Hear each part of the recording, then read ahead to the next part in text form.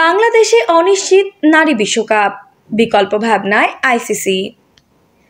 আগামী অক্টোবরে দেশের মাটিতে অনুষ্ঠিত হওয়ার কথা মেয়েদের টি-20 বিশ্বকাপ, কিন্তু বর্তমান পরিস্থিতির কারণে শঙ্কার মুখে সেই বিশ্বকাপ। এত বড় আসরে খেলোয়াড় ও কর্মকর্তাদের নিরাপত্তা নিশ্চিত করাই আইসিসির বড় চ্যালেঞ্জ। তাই বিকল্প ভাবনার কথা জানিয়েছে সংস্থাটি। বিশ্বকাপের নবম আসরের খেলা ঢাকার শেরেবাংলা জাতীয় স্টেডিয়াম ও সিলেটের আন্তর্জাতিক ক্রিকেট স্টেডিয়ামে হওয়ার কথা, কিন্তু টুর্নামেন্ট শুরু হওয়ার 3 মাস বাকি থাকলেও দেশে বিরাজমান পরিস্থিতির কারণে বাংলাদেশ আয়োজক সত্য হারানোর শঙ্কায়।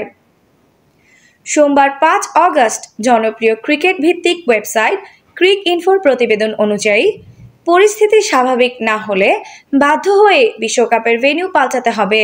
সেক্ষেত্রে বিকল্প দেশগুলোর তালিকায় রয়েছে আরব আমিরাত, ভারত ও শ্রীলঙ্কা। আইসিসির এক কর্মকর্তা জানিয়েছেন, বাংলাদেশ ক্রিকেট বোর্ড বিসিবি তাদের নিরাপত্তা সংস্থা এবং আমাদের স্বাধীন নিরাপত্তা পরামর্শকদের সঙ্গে নিয়ে আইসিসি ভালোভাবে পরিস্থিতি পর্যবেক্ষণ করছে। সব অংশগ্রহণকারীদের নিরাপত্তা এবং ভালো থাকাই আমাদের অগ্রাধিকার।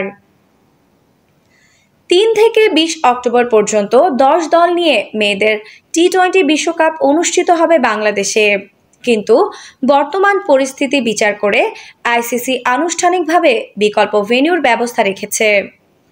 মেয়েদের টি-20 বিশ্বকাপে অংশ নিতে যাওয়া 3টি দেশের সরকার এরই মধ্যে তাদের দেশের নাগরিকদের বাংলাদেশ সফরের ব্যাপারে সতর্ক করেছে।